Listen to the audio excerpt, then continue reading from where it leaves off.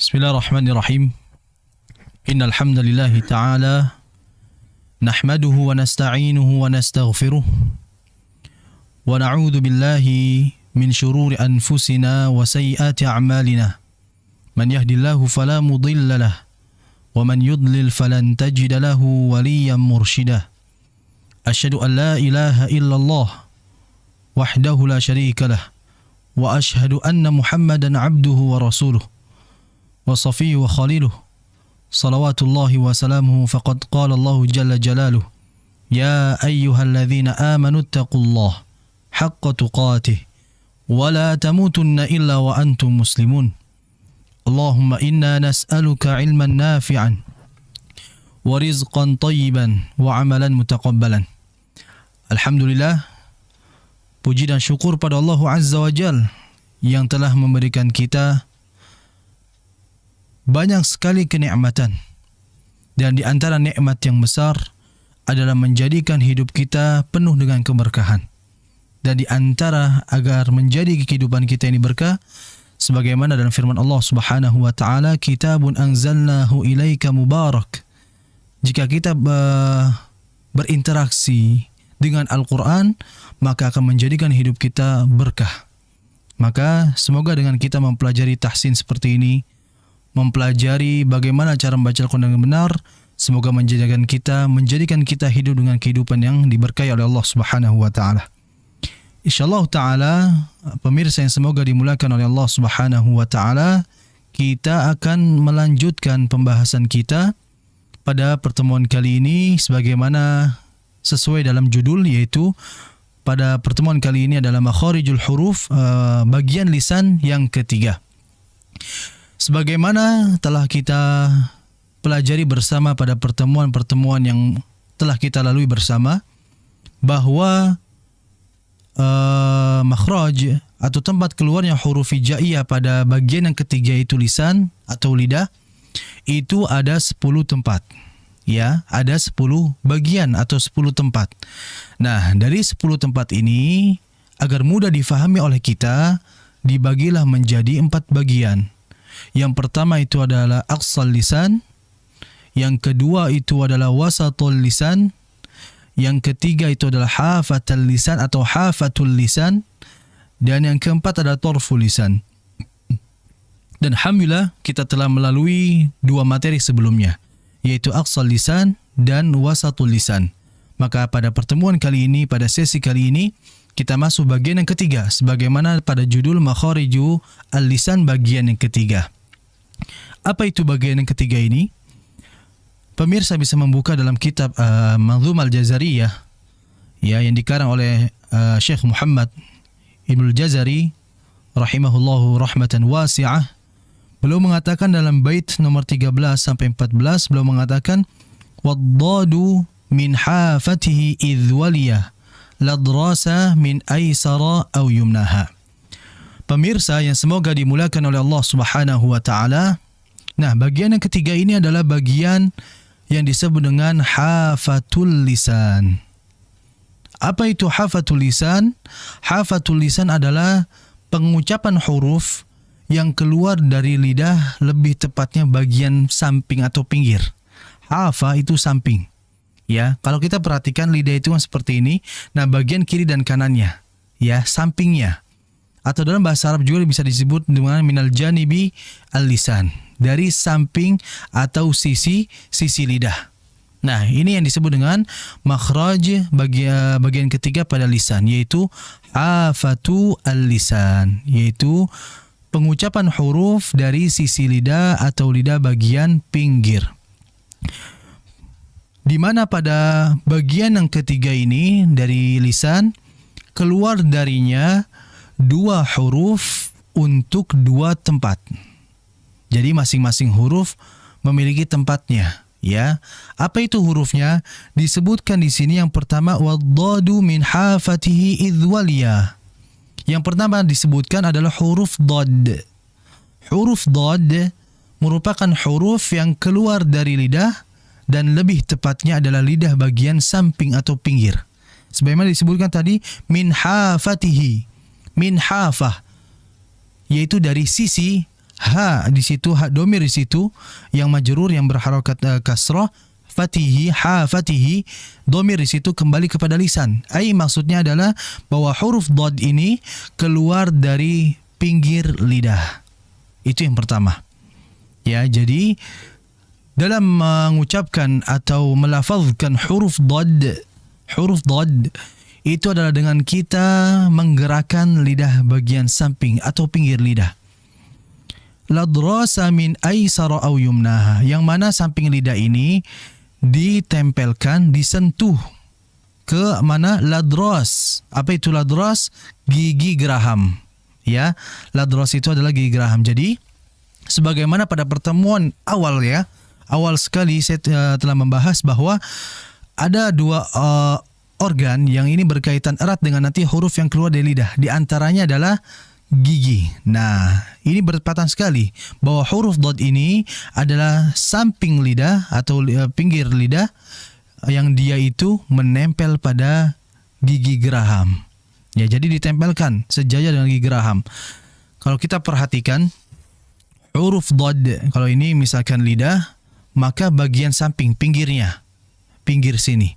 Nah, itulah pengucapan huruf dhad yang dimana samping ini kalau sejajar dengan gigi di bagian atasnya itu adalah gigi geraham.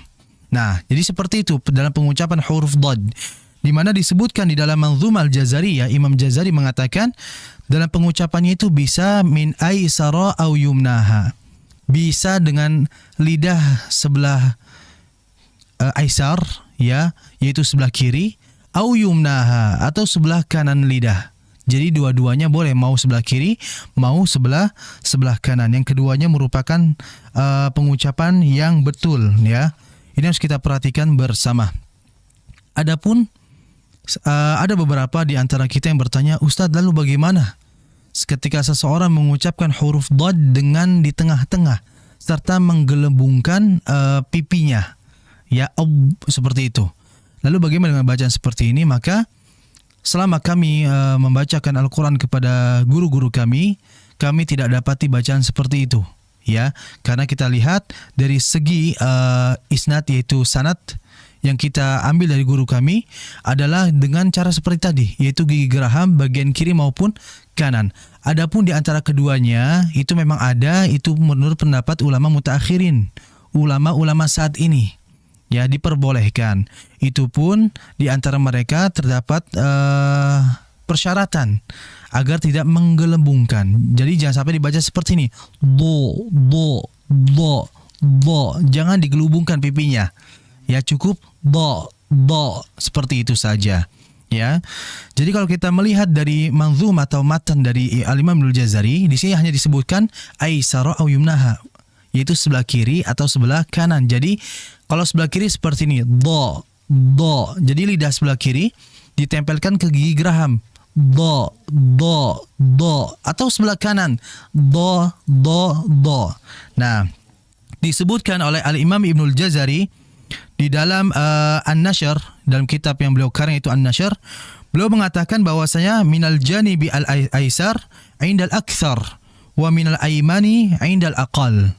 Beliau mengatakan bahwasanya yang menggunakan sebelah kiri ya, lidah sebelah kiri yang ditempelkan ke geraham itu disebutkan indal akthar, banyak yang menggunakannya. Wa minal aiman indal aqal, dan sebelah kanan yang menggunakan sebelah kanan itu sedikit. Ya, di sini disebutkan ya, wa minal yusra aisaru wa aktsaru isti'malan. Bahwasanya yang menggunakan sebelah sisi kiri itu lebih aisar, lebih mudah dalam pelafazannya, lebih mudah dalam pengucapan, wa aktsaru isti'malan, dan banyak yang menggunakannya. Sebaliknya, wa minal yumna as'abu, dan yang dari sisi kanan itu sulit sekali. Ya, betul. Kalau kita perhatikan memang kita contohkan memang agak sulit ya. Wa aqallu isti'malan, dan sangat sedikit yang menggunakan dari sisi kanan. Nah, ini harus kita perhatikan. Namun terlepas dari perbedaan pengucapan tadi kiri maupun kanan, keduanya diperbolehkan. Ya, adapun tadi yang menggunakan dua sisi. Ya, kalau tadi kan disebutkan sisi kiri atau sisi kanan. Nah, adapun yang menggunakan dua sisi, do. Jadi lidah antara samping ke samping itu nempel semua, do. Ini kalau di bagian tengah ya. Kalau sebelah kiri kan do, sebelah kanan do. Adapun keduanya do itu tidak masalah ya. Yang memang menjadi perbedaan adalah apakah digelembungkan atau tidak. Nah, ini harus diperhatikan, jangan sampai menggelembungkan atau seperti apa ya? Seperti ada udara. Jangan seperti itu ya. Jadi ini harus diperhatikan oleh kita. Jadi bagian yang ketiga dari lisan yaitu adalah huruf yang keluar dari sisi lidah bagian samping. Yang pertama itu adalah huruf dod. Ya, bisa sebelah kiri, bisa sebelah kanan. Kalau saya biasa sebelah kiri. Karena sebagaimana dijelaskan juga tadi ya, wa minal yusra aisaru wa aktsaru isti'malan. Banyak yang menggunakan sebelah kiri karena memang aisar, gampang, mudah. Ya, wa aktsaru isti'malan. Dan banyak yang menggunakan dari sisi kiri. Adapun jika pemirsa menggunakan sebelah kanan, mangga silakan. Tidak ada di situ harus pakai sebelah kiri, tidak. Karena secara teks ya manzuma di sini belum mengatakan ladrasa min aisara au yumnah. Bisa dari sisi kiri, bisa dari sisi kanan. Pemirsa yang semoga dimuliakan oleh Allah Subhanahu wa taala, maka bagian yang pertama tadi adalah huruf dad. Ya, adapun bagian yang berikutnya itu adalah wallamu adnaha limuntahaha. Adapun bagian yang kedua adalah huruf lam. Huruf lam. Jadi pada bagian makhraj lisan yang ketiga itu yang keluar dari samping lidah itu ada dua huruf untuk dua tempat. Jadi setiap huruf memiliki tempatnya masing-masing. Tempat yang pertama untuk huruf dad. Tersisa satu tempat untuk satu huruf yaitu huruf lam. Nah, huruf lam ini dalam pengucapan itu menurut jumhur ulama, ya mayoritas ulama sepakat dalam mengucapkannya adalah keluar dari hafatul lisan atau dari sisi lidah atau lidah bagian pinggir. Nah, bedanya apa dengan huruf dad? Kalau huruf dad itu dari samping sampai ujung lidah. Dari samping lidah sampai ujung tepi lidah. Jadi ada ujung lidah, ada tepi ujung lidah. Ya, kalau saya persilahkan ada ujung dan ada ujung tepi lidah. Ujung tepi lidah tuh tepat di samping dari ujung lidah. Ya, nah huruf lam itu di situ. Ya, ujung lidah tapi agak sedikit ke kiri atau ke kanan, tidak ujung sekali. Nah, di situ dalam pengucapan huruf lam. Dan huruf lam ini adalah huruf yang menurut kita mudah ya. Ya, mudah sekali. Cuma nanti akan saya jelaskan mengenai kesalahan-kesalahan yang sering terjadi dalam pengucapan huruf yang keluar dari hafatul lisan ini, yaitu dari bagian tepi lidah.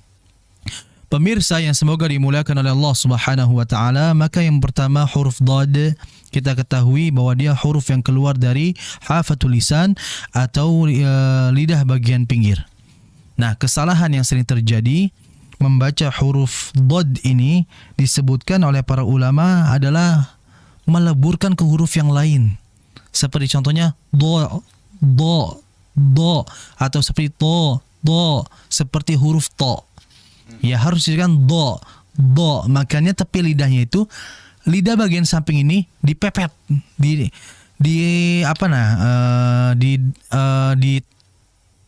tempelkan ke gigi geraham, ditempelkan do. Nah, seperti itu. Jadi yang sering terjadi kesalahan adalah meleburkan huruf do menjadi to, menjadi dho. Ini khawatir waladhdhal. Nah, ini hati-hati. Yang harusnya waladhdhalin menjadi waladhdhalin. Ini hati-hati. Makanya saking berbahayanya dalam pengucapan huruf dad karena banyak yang merubah menjadi dha. Al-Imam Ibnu Jazari sampai membuat sebuah bab yaitu babud dadi wadh-dha'i, yaitu bab mengenai antara huruf dad dengan huruf dha. Karena banyak yang memang sebuah kalimat dalam ayat itu yang berdempetan dua huruf ini, seperti contohnya alladzi anqadha dhahrak, ya kan? Anqadha, yang pertama dha, kemudian kedua dhahrak, maka huruf dha. Jadi jangan sampai kebalik, alladzi anqadha dhahrak. Ini berbahaya sekali, ya. Jadi yang pertama pada huruf dad, jangan sampai kita merubah dalam pengucapan huruf dad seakan-akan seperti menyerupai huruf ta maupun huruf dha. Kemudian yang berikutnya yaitu huruf yang kedua, bagian yang keluar dari hafatul lisan, lidah bagian samping atau pinggir, yaitu huruf lam. Di antara kesalahan pengucapannya adalah dengan menampakkan, ya ini dari segi pengucapan betul ya, cuman penempatan lidahnya kurang tepat gitu, yaitu apa? Menampakkan ujung lidah seperti ini. La. Kalau saya istilahkan lam ini dalam pengucapan huruf lam, lidah ini pemalu. Yang seharusnya di belakang gigi yang betul la di belakang gigi ya. Jangan diapit atau dikeluarkan la tidak. Ya, yang betul adalah dengan di belakang gigi. Kemudian kesalahan yang berikutnya yang sering terjadi juga adalah ini yang saya dapat ini baik sekali di beberapa akhwat maupun ummahat ya, yaitu menjadikan la ini seperti tebal. La. Alhamdulillahi rabbil alamin. Rabbil, bukan bil, yang betul bil. Itu kalau saya terlalu berlebihan gitu ya, lebay sekali gitu. Ya saya tidak menjudge yang selalu salah adalah perempuan, tidak. Laki-laki pun saya pernah menjumpainya. Nah ini sering terjadi ya. Jadi jangan dibaca jangan. Bedakan antara al dengan al. Jadi ketika kita baca huruf lam itu al, lidah itu seperti mekar. Ya, yang mekar dia naikkan ke atas, ke langit-langit. Al. Nah, bukan al. Kalau al itu kalau saya perhatikan lidah nggak mekar, melainkan ujung lidah yang menempel. Al. Nah, jadi hati-hati bedakan antara al dengan al ya. Ini merupakan kesalahan yang sering terjadi. Kemudian pastinya dalam pengucapan huruf lam ini dia memiliki dua sifat.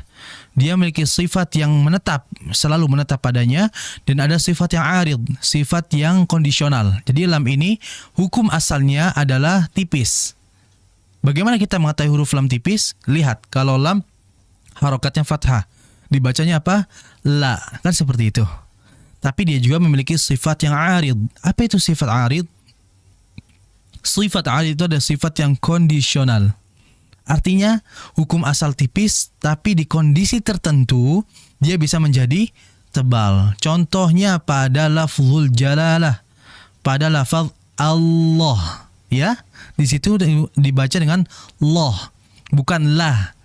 Dengan syarat kalau ada kalimat Allah sebelumnya ada huruf berharokat fathah atau dhamma, itu harus dibaca tebal lamnya. Sebagaimana Al-Imam Ibnul Jazari mengatakan wa fakhimil lama min ismillahi an fathin aw dhammin ka'abdullahi. Nah, adapun kalau ada lafzul jalalah kalimat Allah yang sebelumnya ada huruf berharokat kasrah, maka dibaca tipis. Contohnya bismillah. Jangan sampai kita bacanya bismillah. Jangan. Nah, inilah di antara kesalahan yang sering terjadi pada pengucapan huruf lam. Mungkin ini bisa saya berikan, semoga bermanfaat bagi pemirsa dan bisa dicoba dan dipraktekkan dalam pengucapan huruf dhad, karena memang huruf dhad ini dikatakan memang merupakan as'abul huruf. Huruf yang memang sulit diucapkan karena memang letaknya di samping. Ya, dan dalam bahasa Indonesia ini jarang digunakan. Makanya nah ini harus banyak mumarasah, banyak numaris ya, latihan. Sebagaimana kita ketahui Al-Imam Ibnul Jazari rahimahullah mengatakan walaysa bainahu wa baina tarkihi illa riyadatu mri'in bifaqhihi. Kalau kita ingin cepat bisa dalam membaca, melafazkan, melantunkan ayat ya per hurufnya, maka banyaklah kita riyadatu mri'in bifaqhihi, banyak-banyak olahraga mulut. Maksudnya apa? Takrir bikathrati tikrar, banyak-banyak pengulangan dan praktek-praktek. Karena kita ketahui bersama ilmu tajwid itu adalah banyaknya adalah 90% itu praktek. Adapun 10% itu hanya mempelajarinya saja. Hadza wa sallallahu ala nabiyina Muhammadin wa ala alihi wa sahbihi wasallam. Tsumma assalamu alaikum warahmatullahi taala wabarakatuh. TV Sunnah, berbagi sedekah, menebar hidayah.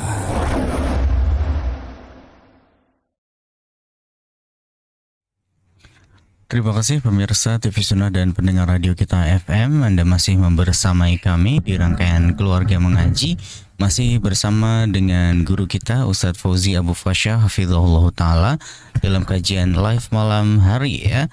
Pembahasan tahsinul Quran ya tentang makharijul huruf di bahasan tentang alisan.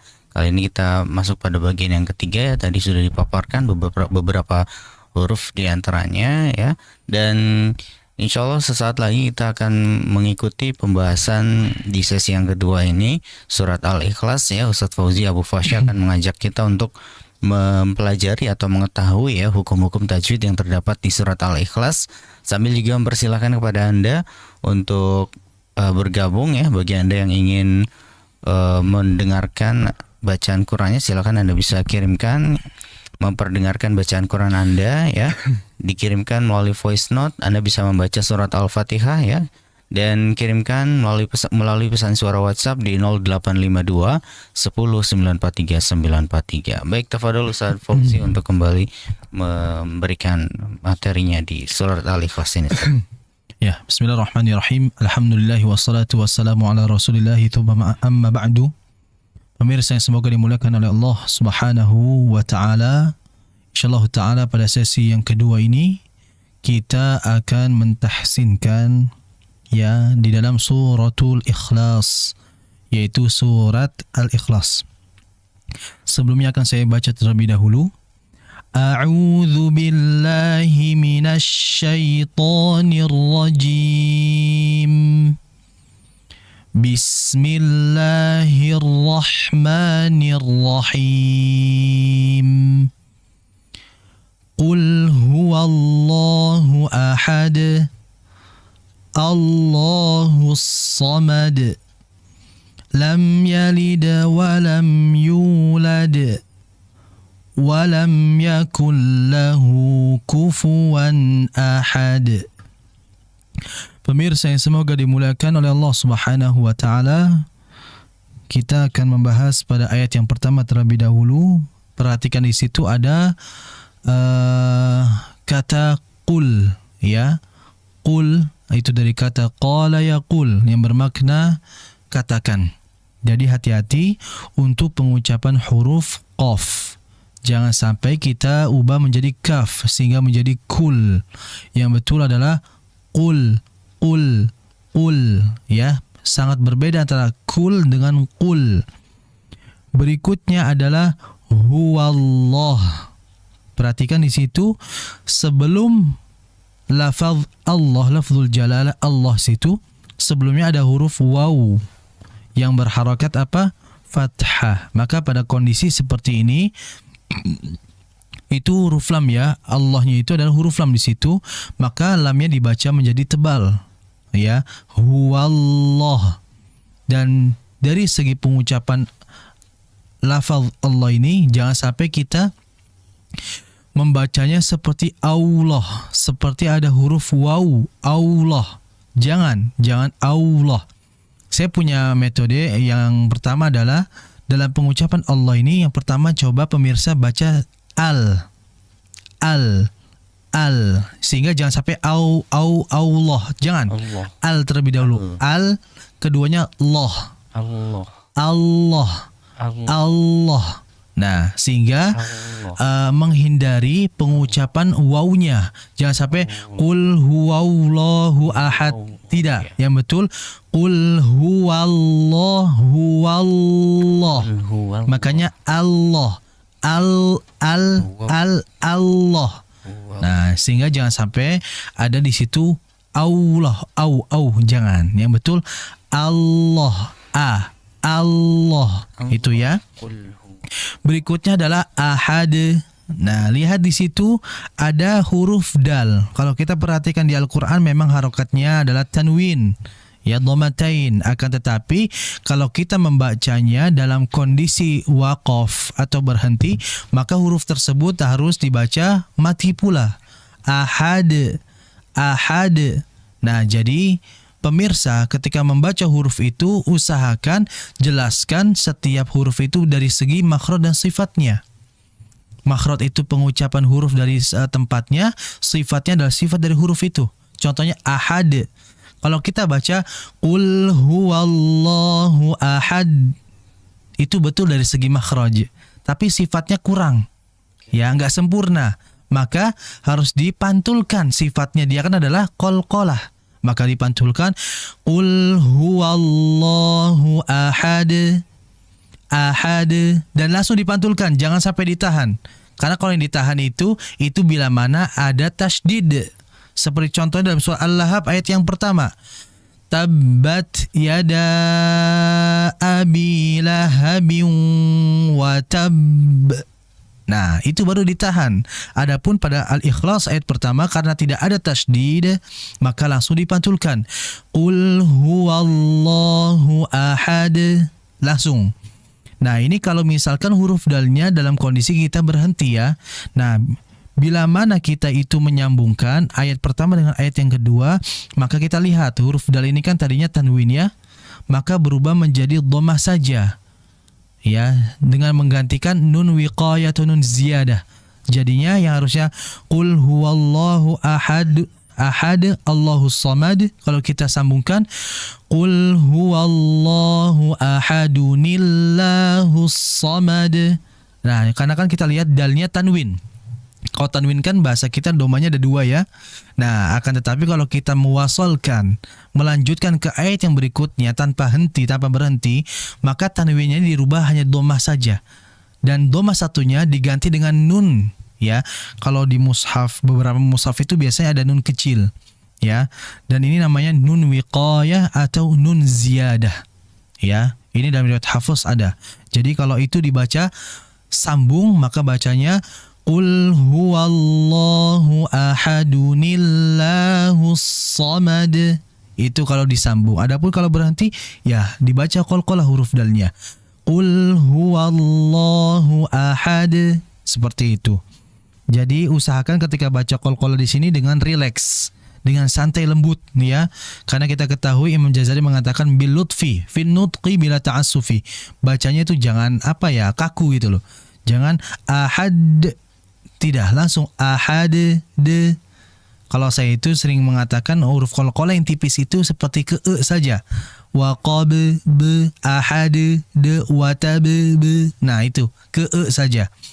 Ayat yang keduanya Allahus samad. Allahus samad. Hati-hati tadi di kalimat Allah. Jangan sampai baca Allah. Jangan. Ya, kemudian ketika hus ke huruf sad, maka ketika mengucapkan ha itu kan bibirnya monyong karena memang dia harokatnya dhammah. Nah, ketika masuk ke sad, jangan ketika baca sad itu ketika monyong, tapi dinetralkan, kembalikan dulu bibirnya, baru ucapkan sad. Contohnya seperti ini, Allahus hus. Nah, kalau kita perhatikan bibir, Allahus hus, ya, dikembalikan, jangan Allahus somad, somad, jangan dibaca monyong sadnya, tapi dinetralkan terlebih dahulu atau dikembalikan terlebih dahulu bibirnya. Kemudian di ayat yang ketiga, lam yalid wa lam yulad. Perhatikan lam ya. Di situ ada mim mati yang bertemu dengan huruf yang hidup. Nah, mim mati kalau ketemu huruf yang hidup, ya, itu ada 3 hukum. Ada ikhfa syafawi, ada idgham. Kalau bahas di Indonesia tuh idgham mimi ya. Walaupun di antara guru kami itu agak mimi dari mana itu. Kalau ketemu baba, idgham baba nantinya. Jadi ada yang mengatakan idgham shaghir, ada yang mengatakan mithlain ya. Nah, jika ada mim ketemu mim, idgham shaghir atau idgham mithlain. Dan mim ketemu selain dari mim dan ba, itu adalah izhar syafawi. Nah, maka lam ya ini hukumnya adalah izhar syafawi. Tetap mimnya dibaca dengan gunnah yang tidak sempurna ya. Lam yalid, lam, biarkan dia mengalir. Karena huruf mim juga di samping dari hukum tajwid tadi, dia juga memiliki sifat yang disebut dengan sifatut tawassut atau sifatul bainiyah. Sifat yang mengalir tidak terlalu lama. Lam yalid, lam, biarkan bibir ini menempel sejenak, kemudian langsung dilepas. Lam yalid wa lam yulad. Kemudian yang sering terjadi kesalahan, yalid, seperti menekan dulu. Lam yalid wa lam yulad. Nah, jangan. Yang betul langsung dipantulkan. Lam yalid wa lam yulad. Seperti itu. Jangan ditekan. Lam yalid wa lam yulad. Jangan. Ya, langsung dipantulkan seperti ke saja. Lam yalid wa lam yulad. Seperti itu. Kemudian di ayat yang keempat yang terakhir, walam yakul lahu kufuwan ahad. Yang berikutnya adalah, ingat, ini tidak menjadi hal yang wajib, akan tapi sebagaimana yang dulu saya pelajari, bahwa jika bila mana pada sebuah ayat yang diawali oleh huruf waw, usahakan ketika sebelum membaca huruf itu sudah monyong dulu. Walam yakul lahu, langsung monyong. Walam, jangan ketika ketika baca waw baru monyong. Walam yakul, tidak. Yang betul monyongkan dulu. Tapi ini bukan pokok buat inti ya. Artinya boleh saja ya dengan memonyongkan terlebih dahulu, dan boleh juga tidak memonyongkan terlebih dahulu, tidak masalah. Nah, berikutnya adalah yakullah. Yakullah. Lihat di situ ada nun mati ketemu huruf apa? Huruf lam. Nah, kalau kita perhatikan, untuk pembahasan ini nanti kita akan jelaskan lah ya. Ini mengenai ilmu rosem ya, yang menurut saya sangat jarang dijelaskan. Nanti akan saya jelaskan pada pertemuan berikutnya, insyaallah taala. Nah, lihat yakullah. Di situ ada nun mati ketemu huruf lam, namanya idgham bila gunnah. Dimasukkan ke huruf berikutnya tanpa disertai gunnah. Jadi jangan sampai kita bacanya walam yakul lahu kufuwan ahad. Jangan. Cukup dimasukkan yasirani harfan musyaddan huwa tsani, yaitu langsung dimasukkan ke huruf yang kedua, tapi jangan sampai dikasih gunnah. Langsung saja dimasukkan. Walam yakul lahu ya. Walam yakul lahu kufuwan ahad. Kufuwan, hati-hati ketika baca kufuwan, dia jelaskan kaf, fa dan wanya. Kufuwan, karena memang di dalam riwayat lain, jadi kita itu dalam ilmu qiraat ada namanya qiraatul asyr ya, yaitu cara membaca 10 qiraat, yaitu ada 20 riwayat, itu bisa dibaca kuf'an. Walam yakul lahu kuf'an ahad. Juga bisa walam yakul lahu kufuwan ahad. Itu nanti ada pembahasan dalam ilmu qiraat. Nah, kita dalam riwayat Hafs an Asim, maka jelaskan kufuwan ya, walam yakul lahu kufuwan ahad. Mungkin ini yang bisa saya berikan. Hadza wa sallallahu ala nabiyina Muhammadin wa ala alihi washabihi wasallam. Assalamualaikum warahmatullahi taala wabarakatuh. Masya Allah, terima kasih Ustaz. Jazakumullahu khairan atas penyampaian materi yang telah disampaikan di sesi yang kedua ini, pembahasan tentang tajwid ya, di mana kita tadi sudah mengetahui ya hukum-hukum yang terdapat di surat Al-Ikhlas ya. Masya Allah, sangat bermanfaat sekali, yang mungkin sebelumnya kita membacanya seperti yang tadi dicontohkan sebagai suatu kesalahan ya, maka sebisa mungkin kita perbaiki kesalahan atau kebiasaan yang biasa kita ucapkan ya, dalam misalnya tadi kufuwan ahad ya. Jadi kol-kolah kadang nih Ustaz, kayak yang tadi ini kan Al-Ikhlas ini erat sekali dengan kol-kolah tadi ya. Iya. Di mana situ di akhir banyak huruf-huruf kol-kolah. Sebagian mungkin beralasan karena kubro, jadi harus benar-benar dipantulkan katanya Ustaz, sehingga penekanan terhadap D-nya itu sangat kental sekali. Nah, itu bagaimana pandangan seperti ini Ustaz? Ya, aslinya kalau memang para ulama itu membagi kol-kol itu menjadi dua ya. Ada sughra, ada kubro. Di mana sughra ini posisinya kol-kolanya di tengah ketika wasol. Adapun kubro ini ketika waqaf. Cuman kalau memang membaca kubro itu layaknya seperti sughra aslinya. Bedanya hanya tempat saja sih, itu saja aslinya. Nah, yang menjadi perbedaan adalah memang ada beberapa ulama yang menambah, ada kubro, ada akbar ya. Akbar itu yang memang harus ditegaskan dan harus dijelaskan. Karena apa? Posisinya sama seperti kubro, sama-sama mati. Bedanya dia ada tasdid, itu yang menjadi perbedaan dan harus jauh lebih jelas dibandingkan yang kubro. Nah, jadi atas kubro ada akbar. Ada akbar ya. Lebih ini lagi Ustaz ya. Lebih harus dijelaskan lagi karena kan bertasdid. Oke. Seperti Al-Lahab ayat yang pertama.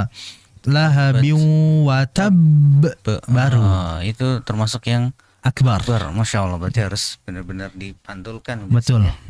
Masya Allah. Baik, terima kasih Ustaz. Jazakumullahu khairan atas materi dan ilmu yang telah disampaikan ya. Pertemuan berikutnya kita akan bahas apa nih Ustaz?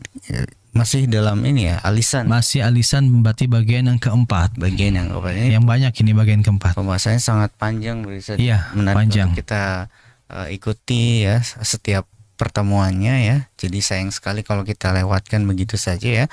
Baik pemirsa TV Sunnah dan pendengar radio kita FM, mungkin demikian dulu ya untuk pembahasan kita di kesempatan malam hari ini. Ustaz, jazakumullah khairan. Barakallahu fikum atas ilmu yang telah dipaparkan ya. Insyaallah kita akan kembali untuk membahas ya pembahasan selanjutnya di pertemuan berikutnya, masih dalam makharijul huruf, dalam poin pembahasan al-lisan di poin pembahasan yang keempat. Kami juga ucapkan terima kasih atas kebersamaan Anda. Mohon maaf atas segala kekurangan. Saya Hafid dan juga Ustadz Fauzi mohon pamit undur diri dari hadapan Anda. Kita tutup perjumpaan kita dengan doa kafaratul majlis ya. Subhanakallahumma bihamdika asyhadu an la ilaha illa anta astaghfiruka wa atubu ilaik. Wassalamualaikum warahmatullahi wabarakatuh. TV Sunnah, berbagi sedekah, menebar hidayah.